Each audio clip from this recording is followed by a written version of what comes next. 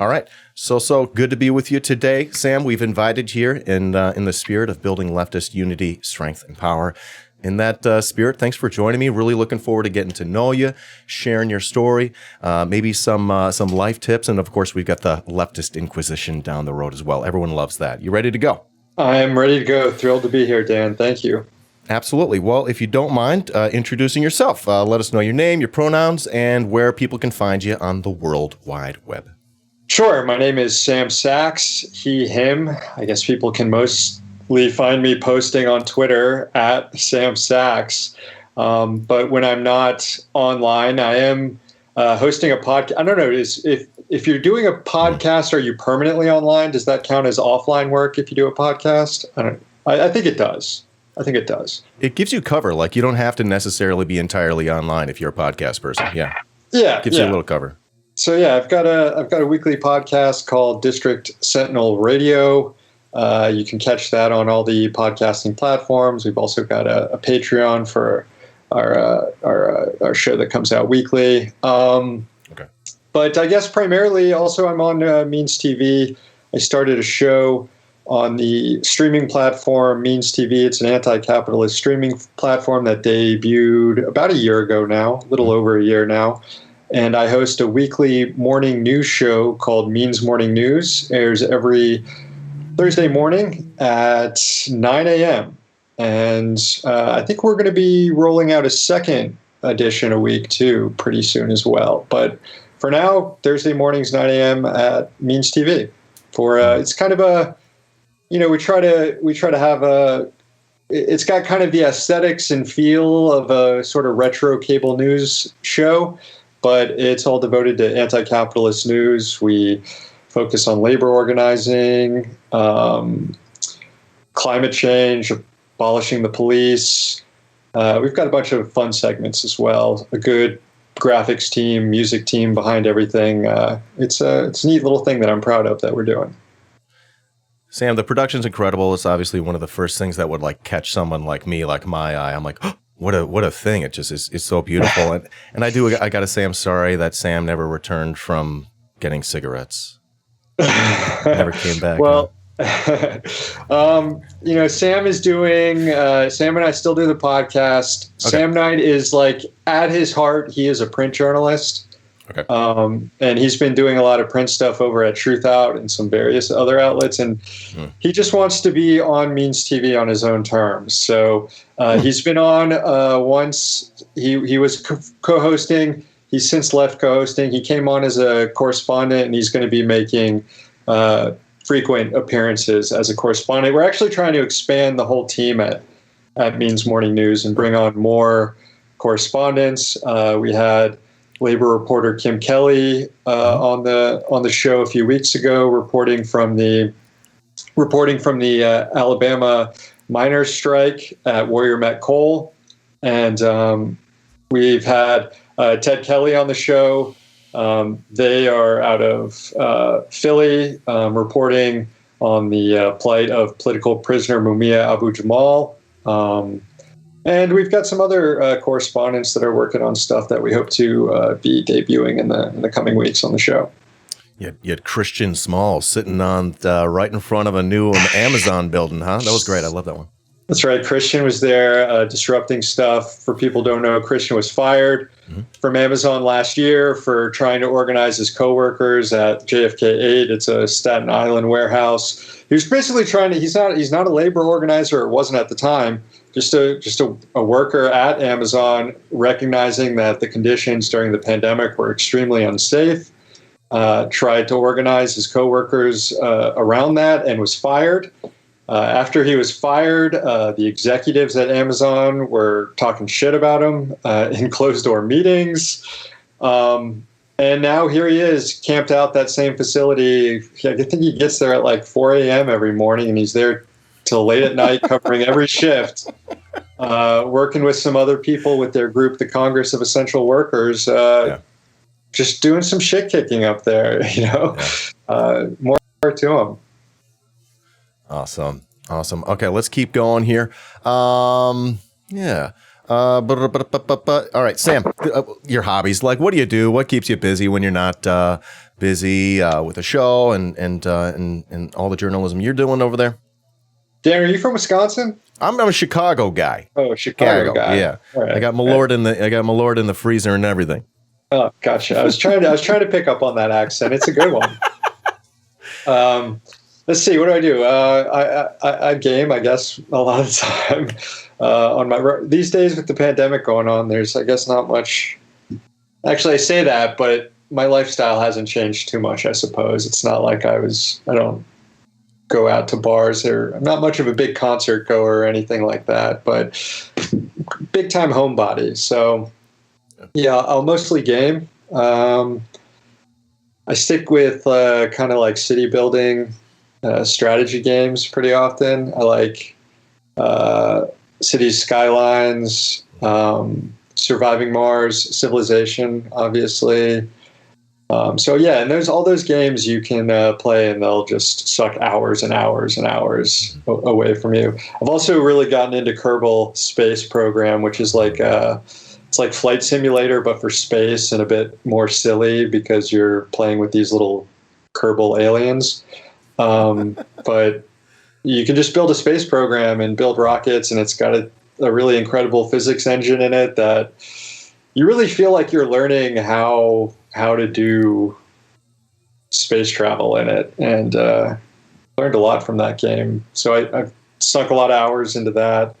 But reading, Netflix, that sort of stuff. Nothing too out of the ordinary. I do have gotten back into sculpting. Hey. When I was a bit younger, I was really into it, and then just kind of abandoned it for a while, but got some Sculpey a few months ago and starting to just like form some little figurines and stuff with the Sculpeys. So find ways to keep myself entertained. Hey, my friend Dick Warlock from the Left Flank Facts is into sculpting too. You should see his work. Oh yeah, I'd like to.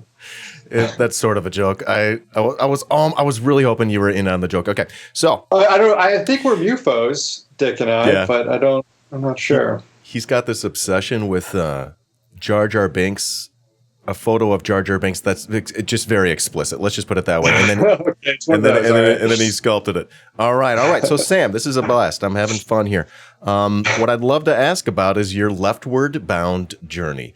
So a little chat about, how you came to leftism or left adjacentism. You all show, you describe it as, as what it is. I don't have like your tagline. Does it say anything about like leftism or Marxism? I know that is the case for like the Left Trigger show. They call it the best Marxist video game show. Does your show self-identify? Means Morning News is your source for post-capitalist news. Okay. And District Sentinel Radio is in DC, so you don't have to be, which isn't explicitly leftist or Marxist or anything, but okay, very well. So, okay. Yeah, please, let's just start there. See where it goes. I mean, I was raised mostly in a kind of liberal family, and drank. I guess as a kid, we really don't have politics other than what our parents give us. But once I started, I forgot who, but sometime around high school, like I was like handed some crime think literature. I feel like every leftist to a certain extent was exposed to that stuff in high school, and like goes through this phase of like, kill your masters, embrace anarchism. And those books did have an effect on me as a kid, and sort of just re-scrambling my brain and how to sort of approach the world and the way the world works. When I got into college, I got really into philosophy. I ended up getting a degree in philosophy. And that's where I discovered Marx and got into political philosophy. But I really, was for much of my time in college into more like metaphysics and existentialism, and reading a lot of that stuff, and got into Sartre, who was a leftist, and got into some of his political theory, in addition to Marx and more traditional, I guess, socialist theory. But Um, I'd say that like I became less of an anarchist and more of a communist in college, and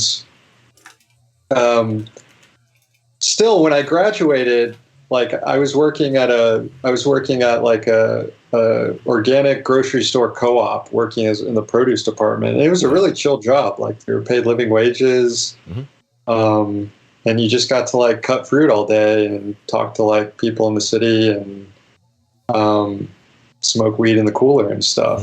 But I was like, shit, and I was living in Tallahassee, Florida, and I just didn't want to be there anymore. I wanted to like move to a big city and try and I was like young and idealistic and felt like let's make some change. Let's shake some stuff up. And I moved to DC, and it was the same time as like Obama was running for president. And I was like, well, maybe there is like something happening with this sort of kind of inside game route. So I got a job working on the Hill, and worked on the Hill, and immediately after not immediately, but came to realize that like this is all sort of a game. And do you mean the Hill magazine, the publication? No, I meant like working for a member of Congress. Sorry, I meant working.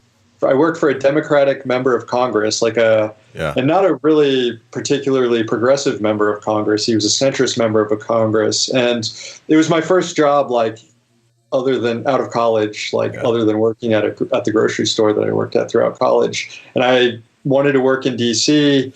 And so I went to the member of Congress who represented the area that I was living in Florida, thinking that I might have an in. And sure enough, I did, and ended up getting hired just as like a staff assistant answering phone calls, but eventually became a legislative assistant where I was actually, providing advice to the member. And among my portfolio items at the time, and this was in 2009, 2010, so the first 2 years of the Obama administration, and I had like the Disclose Act, which was legislation to overturn Citizens United. It would require revealing donors to super PACs. I had some election reform bills, and I just it was pretty clear that no matter what advice I would give the member, it didn't matter. And I had it explicitly told to me, in fact, that this is an issue that the Chamber of Commerce is key voting, which means that they're paying attention to this vote, and depending on how you vote, it will go into the Chamber of Commerce's rating of you. And the Chamber of Commerce is an extremely powerful lobby. It pretty much runs all local towns in this country. The local chamber does. So, I pretty quickly realized that working on the Hill wasn't for me. So, and it also radicalized me further. So I played the game that maybe you can work sort of within the Democratic Party. Maybe we can, if we get if we can get a bunch of communists working on Capitol Hill, maybe we can do something here. But once you work there for a year or so, you quickly realize how silly that sounds. And not too long after that, I was working at RT, which is a Russian media outlet, which is probably the opposite of working on Capitol Hill. I found myself working at an outlet where I'm suddenly being registered as a foreign agent, like an enemy of the state to a certain extent. But I really enjoyed working there for a while. There was a bunch of like-minded socialists working there, anti-capitalist. I sort of you'll notice I personally consider myself a communist. I think that the distinction right now between communists and socialists is it's important for, fun theoretical debate, but when we're engaging in banter in a capitalist society, I don't see much of the point in constantly interchanging. So for the most part, we'll say anti-capitalists, because I feel like anarchists as well are my ideological allies in this current state. So, but anyways, there was a bunch of leftists, anti-capitalists working at RT because there's nowhere else to go. This was back in 2011, 2012. You've got the Occupy Wall Street movement picking up. You've got sort of the backlash, the leftist backlash against the Obama administration once it was realized that everybody was kind of duped by that. And there weren't really many journalistic outlets to get that stuff out there. This was before Patreon. This was before this was before streaming and Twitch. Yeah. If you wanted to find coverage of this stuff, you had to rely on like Huffington Post and Slate and kind of traditional liberal media outlets, or MSNBC. I mean, so it was definitely like, it was an exciting place to work, in a place where you felt like you could be authentic to yourself in the stories you want to cover. And during Occupy especially, I think RT, they won an international Emmy for their coverage of Occupy. Wow. And yeah, that helped me grow ideologically too, working there. And I was also working for a guy named Tom Hartman, who he's a progressive talk show host, like one of the top radio talk show hosts on the left. This is an industry normally dominated by conservatives, so there's not many people on the left in talk radio. He's one of them, still is. You can check out his show. He used to have Bernie on his show every Friday, Brunch with Bernie. This was, again, this was before anybody knew who Bernie was. Mm-hmm. And I had the opportunity to work on Tom's show and grew a lot working for Tom. I mean, my politics since then has probably gotten more radical, but he had a very influential impact on, cutting through. While I had the sort of the theory and knowledge, Tom helped like show how capital is exerting an influence every day in the news items that we go through, and that also helped me. And I don't know, ever since then I've been doing my own thing, and that's gotten to the podcast that I talked about earlier, Means TV, and the conditions on the ground have rapidly deteriorated, proving right a lot of assumptions I had along this journey, and not just me, but all of us in this sort of movement. So yeah, I'd say that's kind of how I've gotten to where I'm at.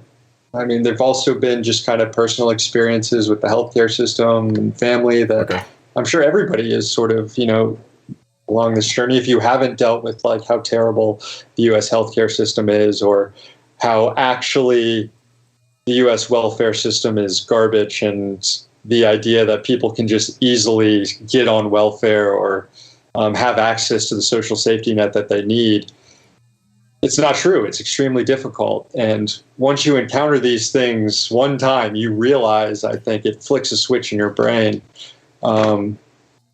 that a lot of what you're being told is bullshit, and that we live in a society that is extremely cruel, and we should dedicate ourselves to fixing that. So you were convinced that the inside route was fruitless. It's not worth the time. Fair to say electoralism is, you weren't convinced that that's our pathway? I would say that I've probably moderated my views on that since then. I mean, when I first crashed out of the hill, yeah. And I do think, like, I mean, do I think that the Democratic Party is going to bring about the end of capitalism and establish a welfare state? I don't think that. Do I think that the Democratic Party can be pressured both by the deteriorating material conditions on the ground and through organizing on the left to put pressure on them? Can the party be pressured to institute social democratic reforms that, while preserving structure of capitalism, will still improve the lives of tens of millions of people? I do think that that's possible. I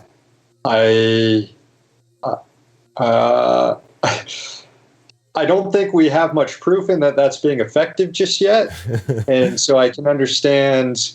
I mean, we do have Biden proposing trillions of dollars in new proposals, and I think there is a discussion to be had on why that is and where that pressure is coming from.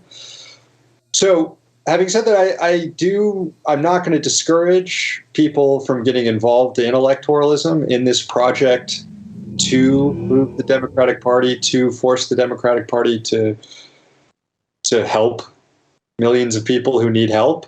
I was a supporter of the Bernie Sanders electoral project campaign. I was a big time supporter of it. I don't think it's entirely fruitless at all. But I think fundamentally, we need to be building alternate structures, both in the media, and that's why I'm really happy to be working with Means TV, because I think that is an example, and there are lots of other examples of it as well, from Jacobin to whatever of leftist institutions building their own stuff that's not reliant on capitalists. And eventually organizing back, supporting organizers in workplaces and trying to get union density up in the U.S. I was on a stream earlier today and talked about some of this stuff. Like, we need to organize, we need to get workers organized and get union density in the U.S. up again. Like, to me, that's a far more important project than trying to run electoral campaigns to get Democrats that we like more elected. But they do connect. I mean, we need to pass the PRO Act to make it easier to organize. So all these things feed into each other. So I don't see it so much in black and white, but I do prefer the idea of working toward building a workers' party that can both seize control of ballot lines and run for office on its own terms, as well as not engage at all in this sort of bourgeois democracy and start building alternate power structures to help organize society. Okay. So maybe electoralism isn't the pathway to revolution, but there's still harm reduction. Yeah. I don't really buy into the argument that if you embrace too much electoralism, you're harming the other side, as long as you are actively trying to build some other alternate party. Because you could say the same thing about Medicare for all. Why are we fighting for Medicare for all if we can't just overthrow all of capitalism as well? And it's the reason why is because we can save the lives of millions of people.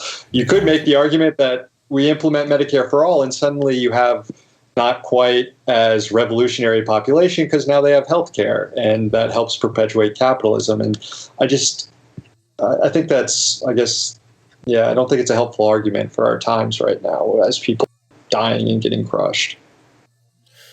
All right, Sam. So what I'd love to do is actually just make sure we've exhausted this category right here. Sort of the heart of it's the meat of the, I don't know. It's the heart is the meat. It's something. Any other aspects of politics? We've mentioned a lot so far. Just want to make sure anything maybe that convinced you intellectually, and it maybe can come from all of these connecting dots that we just connected there.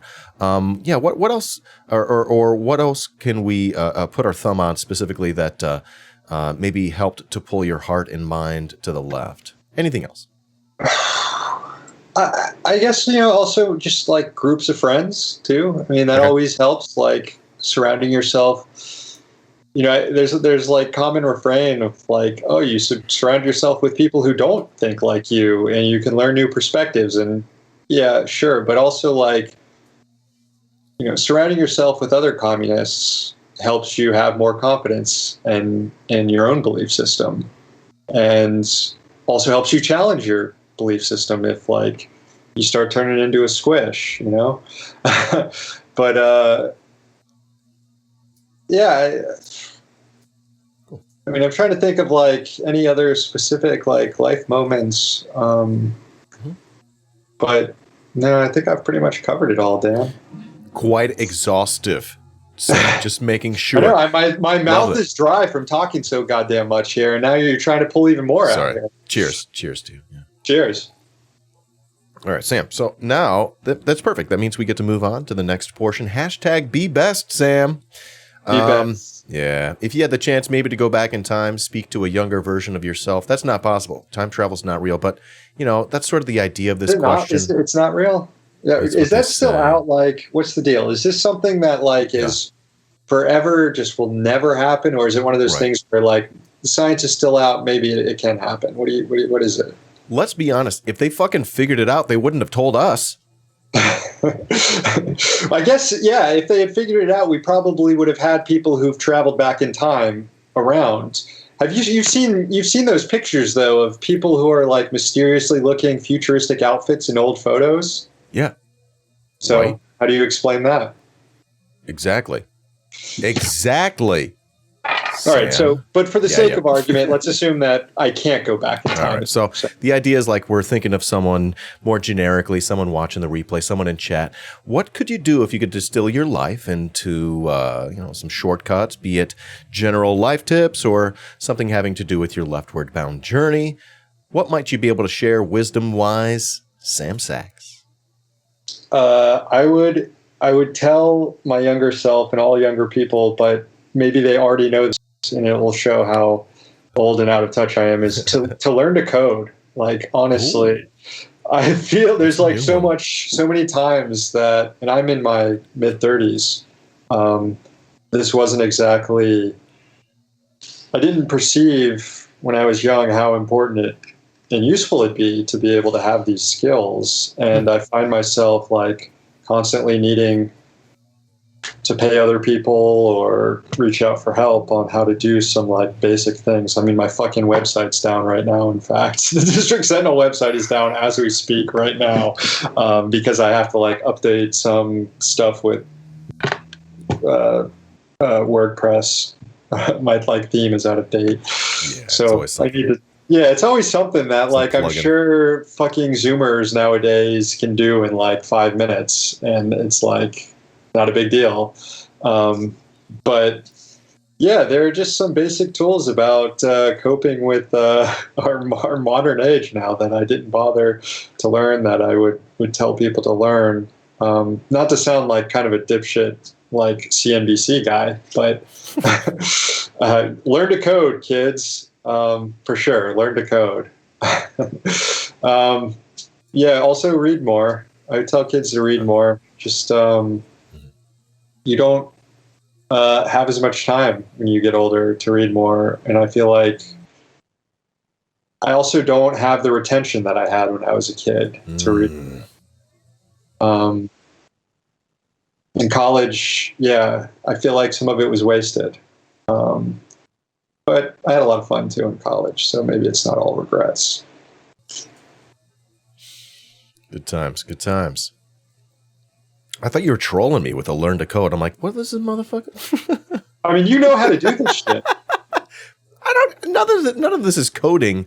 It's not. Yeah, like, what I do is, like, actually the thing that's sort of evolving is, like, coding for people who don't know how to code. Like, that's sort of like what coders are realizing. All right, how do we bridge the gap between me and the layman's like Dan? So yeah, I sort of do things. I use a thing called Touch Portal. It's sort of like coding, but none of it's actual coding. It's like very light programming. Yeah, it's like scripting for people who don't know how to script. Yeah, it's like just moving blocks around on the stuff. Yeah, cutting out. Yeah, I can do that stuff, sort of. Yeah. Then you could be a live streamer just like me. When you grow up, Sam. Oh yeah, upgrading a podcaster, a live streamer. That's it. What's the next one? Homeless. You don't realize that you're going down. All right, Sam. So now we get into the leftist Inquisition. This is the questionnaire. Everyone loves it. No one hates it. And for any reason, you're encouraged to skip or pass any question. Oh shit! This is the part where I didn't prepare for here. Damn. All right. Just skip. If you can't think of anything, just skip or just say something funny. It doesn't matter. Right. Yeah, let's do it. It's all good. Are we moving through this too fast? Am I giving answers too fast here? Here's the thing. I think we're actually making really good time. I like the time that we're making right now. Usually each interview is about an hour. It's just arbitrary. I picked that time. But this means we actually have some time at the end to sort of ask you what's grinding your gears. What else What's taking up space in your mind rent free, as they say. All right, so here's the questionnaire, and if you want, you can take your time here. I don't care. We're gonna have some fun. Sam, do you have a favorite word? Favorite word? Shit. Let's pass. Let's go back. Can I pass and go back to these? I'll think about it a little bit. I feel like I'm going to play this like Family Feud, like the thing on Family Feud. What's the last stage called? Right. No, I know exactly what you mean. Fire. Something? Yeah, the quick fire round. Okay, I'm not sure what they call it. Yeah, it's a lot of fun. I've always wanted to be on the show. They never invited me. I feel like as I'm giving other answers to questions, I'll say a word and I'll be like, I like that word. Let's use that word. Let's keep that in our pocket. Yeah. Do you have a least favorite word? No, we'll do the same thing. We'll do the same thing with that. All right. Do you have a favorite drug, a vice, or guilty pleasure? Sam, you can also name one of each if you like. Sure. I like marijuana. I'd say that's my favorite drug. Yeah. I've been smoking it for like 20 years now. Nice. I've gotten into doing dabs too, so I'm like, moving up a bit. Yeah. Do you have like a dab rig, or do you? I recently got one of these. What is this called? Those pens. Yeah, it's like a little dab pen, dude. Yeah, it's that thing is. So what do you load it with, like actual dab materials, or is it like a? All right. You just stick it in their little chamber. It's got a little scooper guy, and you just scoop it up, and you just, dude. All day, baby. I can't remember what this one's called for some reason. So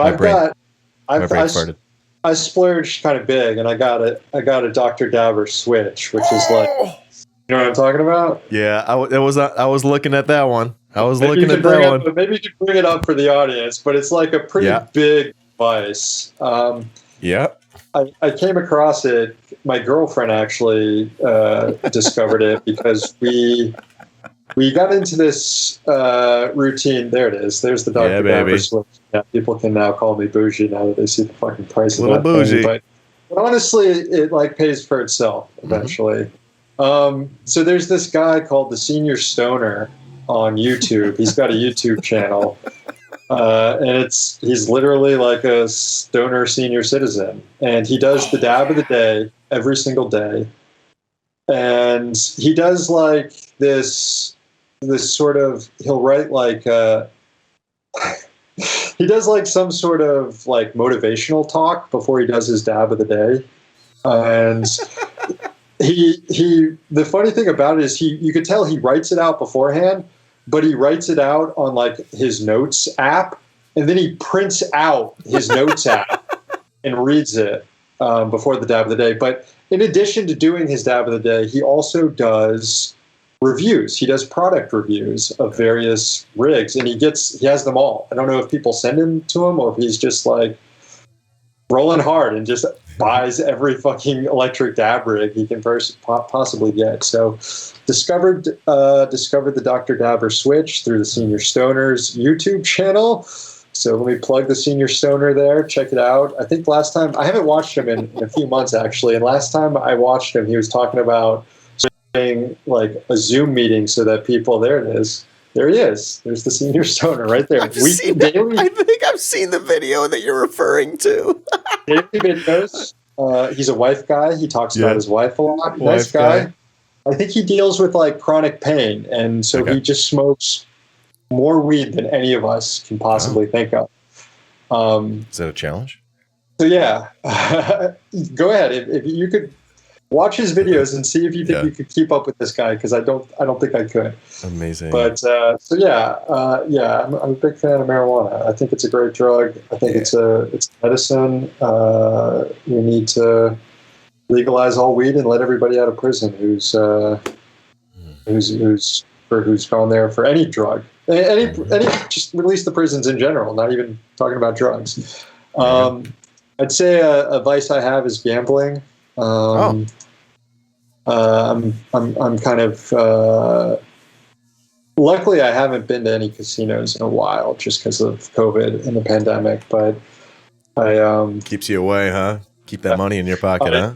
That's how they get you. I guess I've like inherited from my dad, who started a yearly trip where we go to Vegas each year to bet on like the March Madness tournament and stuff, which Fun.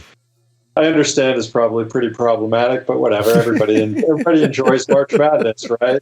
Yeah. We should The pay kids fucking play hard. athletes. They got heart, man.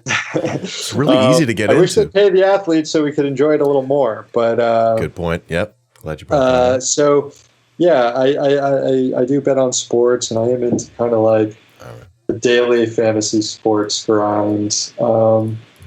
Yeah, I guess that's one of the other hobbies I forgot to mention earlier. Yeah, cool. I do spend a lot of time just kind of watching sports and betting on it. Yeah. All right. So next up is the question about sounds. This is one of these questions I'm thinking about getting rid of. Do you have a sound or a noise that you actually love or like a lot? I like the Talking Heads. I like listening to the Talking Heads. I've got I just took this question to be like, what kind of music do you want on in the background? Sure. I don't give a shit. Fela Kuti is always some great background music to have on. That's some expensive shit, though, right? Yeah, it could be. He's got a cool story. We should have you back on someday to talk about Fela Kuti. He's based as fuck, dude. Yeah, for sure. Yeah. Really. Him and his compounds and like his harem of women, right? Yeah. Fairly what do they call him, like King of Africa or some shit like that? Like he's like the based motherfucker of the world, dude. Totally. Yeah.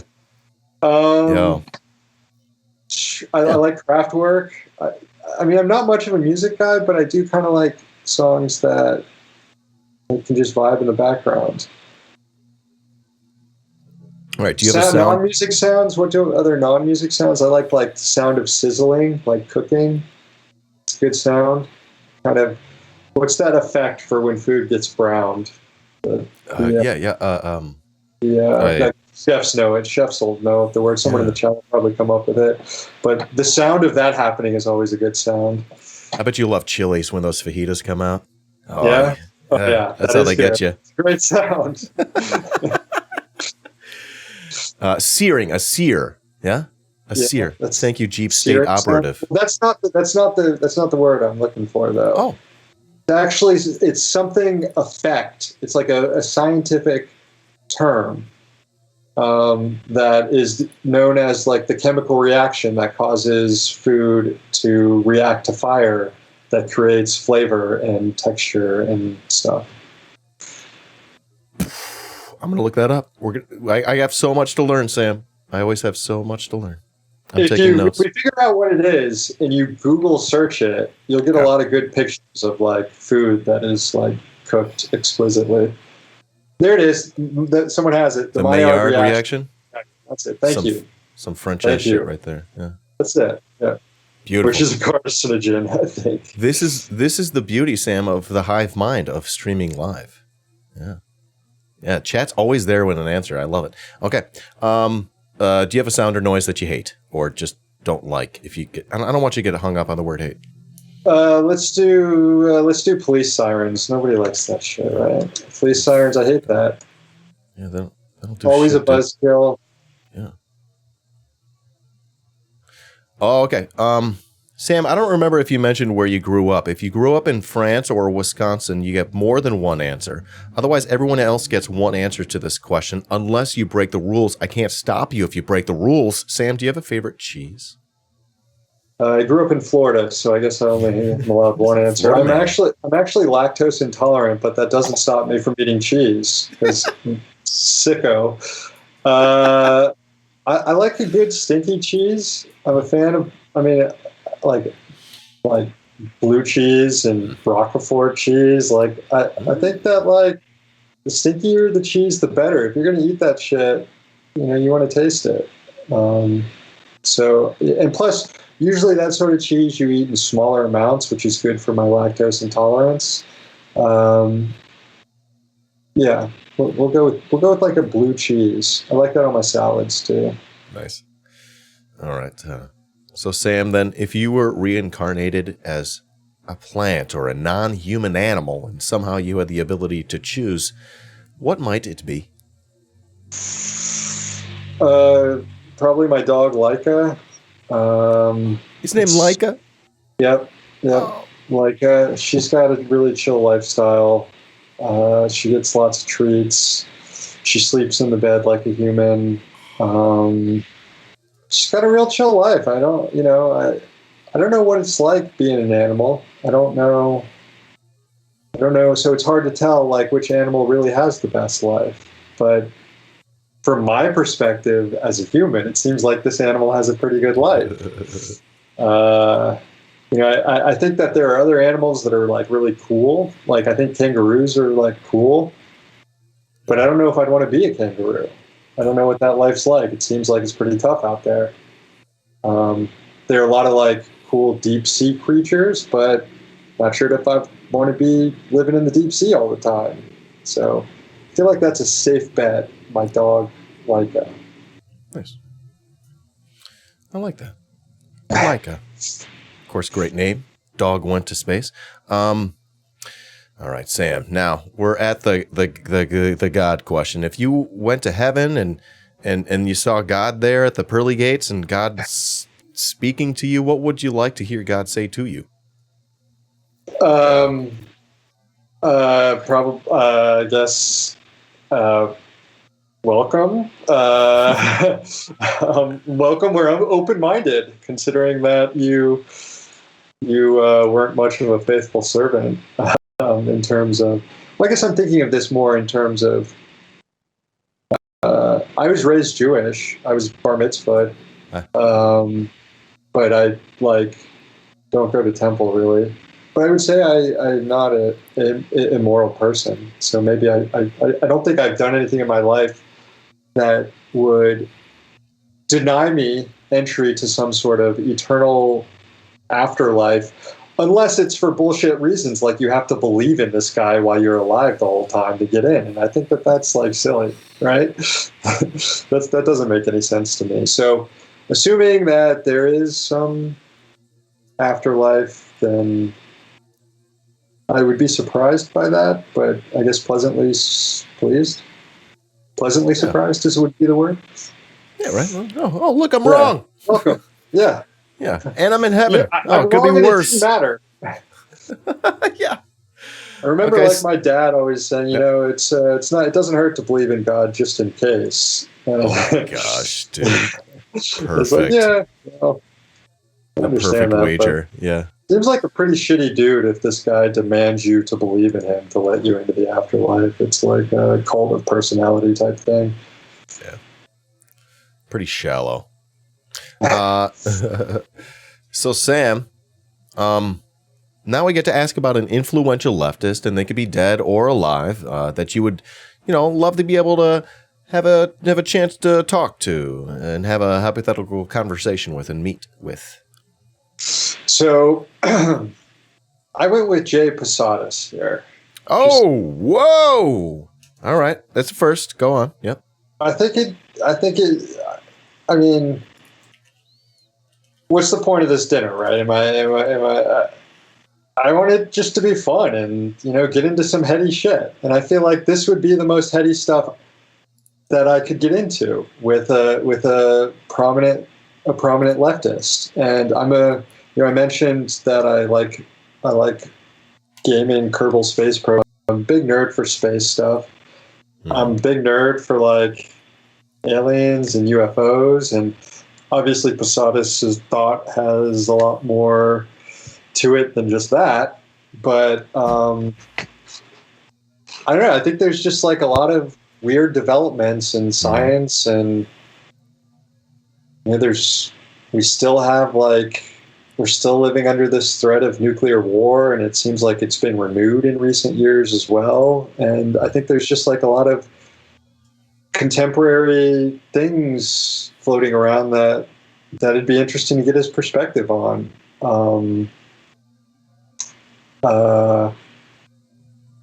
Mainly for the heady discussions, I guess. I enjoy having cheap, late night conversations about aliens in the universe. And even if we're starting to stray away from the immortal science and materialism and like overthrowing existing capitalism in the U.S. I've like always sort of enjoyed the idea of, if that we could probably learn a lot from fucking aliens, not just if they exist, but even if just pretending like they exist, in terms of like organizing societies in a way that could sustain a search for extraterrestrial life and expand the human civilization. Like that requires massive cooperation and central planning, and would require dismantling capitalism and rethinking how we organize ourselves. And I think it'd just be fun to have sort of those conversations. And there were a lot of interesting, like, turn of the 20th century Russian thinkers involved in cosmism that kind of gave birth to the Russian space program, the Soviet Union space program, which, was very involved in the struggle there. And like, those guys would probably be fascinating to have dinner with too. They believed in some whacked out shit. Like, we're talking people talking about space travel and living in space before we really understood what space was and what it would require to live in space. So they had just some wild ideas. So it'd be cool to like talk to these guys once they've been able to familiarize themselves with modern space travel and how it actually went down and where we are right now, and how it would recalibrate their ideas of humanity's future in the cosmos. Love it. Unfortunately, he's dead, so it's not gonna happen. Yes, I think he died in the 80s. Sorry to let you down. So are all these Russian cosmos who've been dead for like 100 years. I can't win them all. But Sam, the next question has to do about a favorite leftist book or author. Maybe you just named him. I don't know.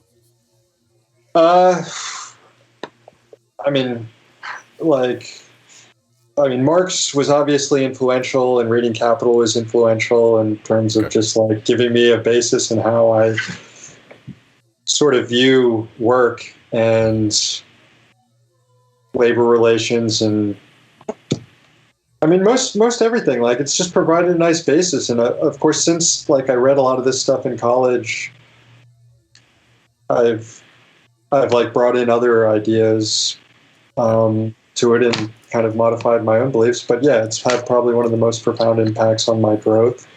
And, The State and Revolution, also by Lenin, all the like contemporary stuff. Like, when I read like Naomi Klein's shock doctrine at a younger age, like that was just kind of illuminating in terms of like, once again, taking theory and putting it into action in terms of like seeing how this stuff actually plays out, and also like learning ways, like contemporary examples to point to talk to people on how this stuff is happening. That stuff was like always useful. And I'm always like just going on fucking Marxist.org, like just to have that resource where you can. There's nothing really quite like it. So I'd encourage everybody to just like have fun on that for an afternoon. Read all these guys that you see about on Twitter and hear people talking about, and go read their stuff. Hey, all right. Next up is the question says streamer tips, Sam, but translate that anyway, like you content creation. Y'all do a very tight production on Means Morning News, but you also do a podcast. Translated that to just like content tips. I don't know. Yeah, I should change that. Yeah, it works. As we already know, I barely know what streaming is, so I probably don't have advice for streaming. But just in terms of, I guess, presenting and getting ideas across and communicating, I think like one of the I don't write. I'm not able to write as much as I like want to write. I have to write, basic outlines and, ideas I have when I'm doing the show.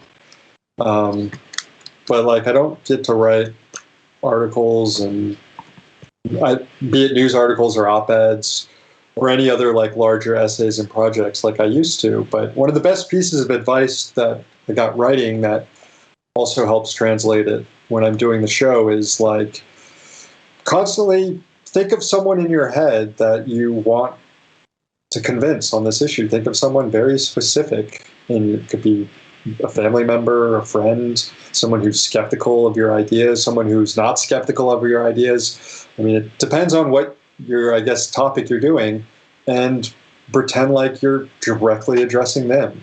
Like, even if it means like writing their name at the top of the script or the top of the article you're writing, like, Dear Joe, I wanted to talk to you about this, and then just do it. I found it to be helpful, one, in sort of organizing my own thoughts and approaching something. Because at the end of the day, like, we're all doing this to like convince people, or to, I mean, a lot of the people are already convinced, and those people are looking for information to help convince other people. Or, they're looking just for information. So we're here to, help people along, and we all have our own ideology. I mean, I'm not hiding what I think my project is, and that's to advance anti-capitalist ideas and show through the news how capitalism is harming the planet and harming each one of us, and that there are better alternatives.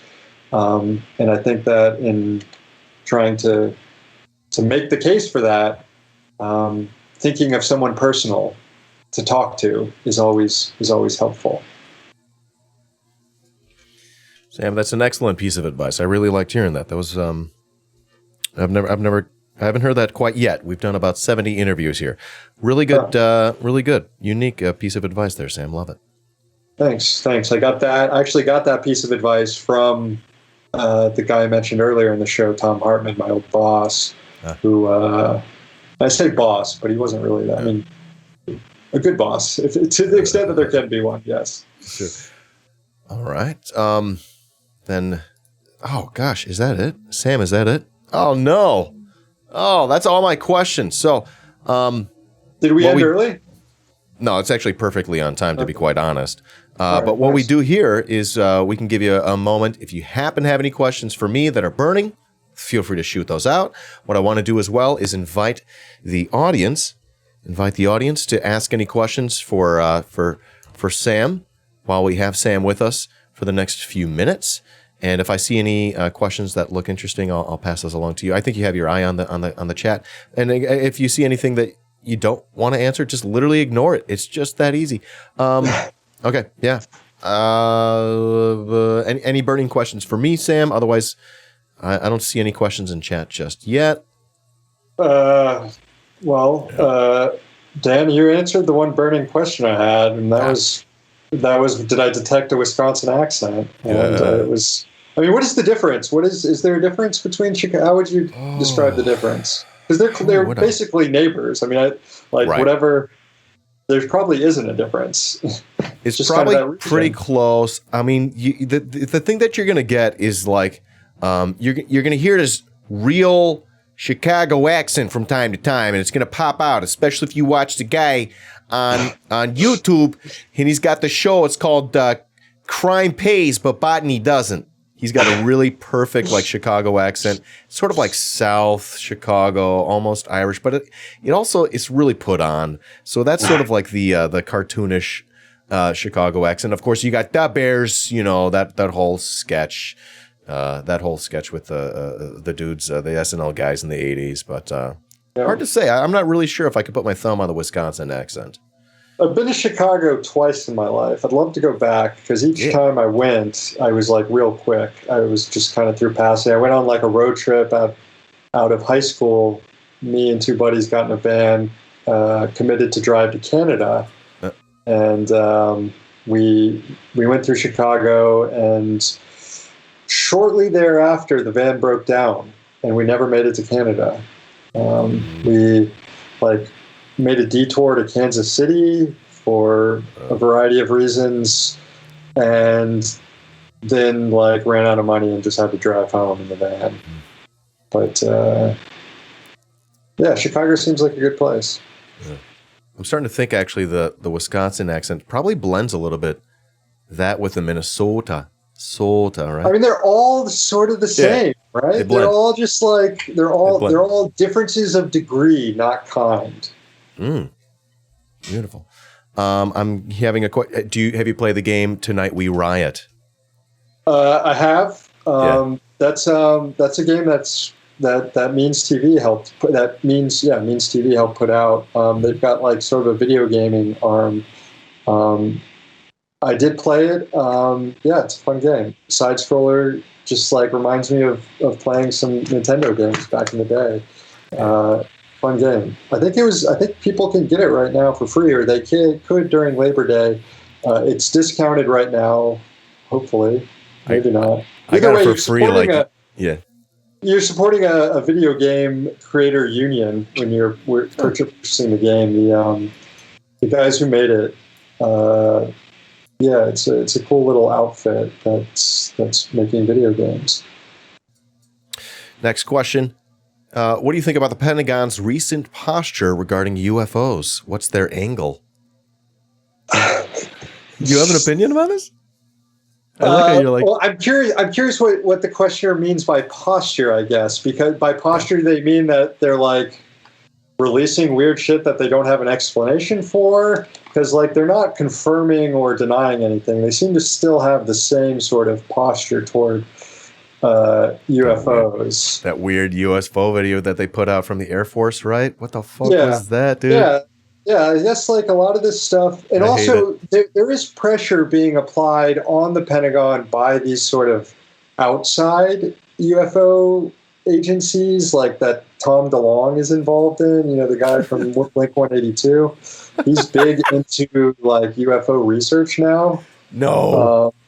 Big time. And they've actually recruited people who used to work in the government on this stuff. And now these people have more freedom to like come public with the weird shit that they remember working on. So I think that's, and also these former pilots becoming public with things that they've seen while in the military. So it's kind of just like, I don't know, like this is a weird thing. Like, there's all sorts of different reasons for whether the Pentagon knows if aliens exist or not, what their approach to that would be. I'm of several different minds on this. Obviously, I'm aware that most UFO sightings seem to correspond with like the Cold War and like experimental craft and stuff like that. But I also like the universe is a massive place, and obviously there's intelligent life out there. And yes, I know it's a giant place, and perhaps like civilizations don't expand enough to get to the point where they can cross those large distances. Like, I'm aware of all these ideas, but I don't know where I am on that. I just like fucking talking about it all, I guess. Well, folks, it's been an amazing time talking to Sam Sachs, who's a UFO conspiracy theorist. Ufologist. Yep. All right. Honestly, at the end of the day, that's what's on my tombstone, I'd fucking love that, to be honest. Yes. Pretty based. Sam, I think that's a great spot to end things. I want to thank you for your time. We invited you in the spirit of building leftist unity, strength, and power. In that spirit, you were a wonderful guest. I really, truly hope we get to follow this up somewhere down the road, see what seeds we planted today and what's worth revisiting, and see what we want to plant and move forward. You know, I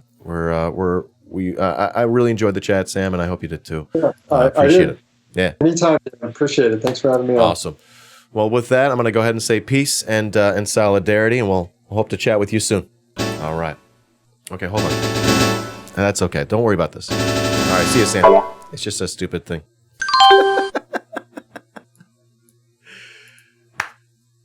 That was Sam motherfucking Sachs. Motherfucker. Hey, YouTube, you're watching a clip from my Twitch channel, twitch.tv/iDanSimpson, where you can follow for free and subscribe for only $5 a month. Thanks for watching.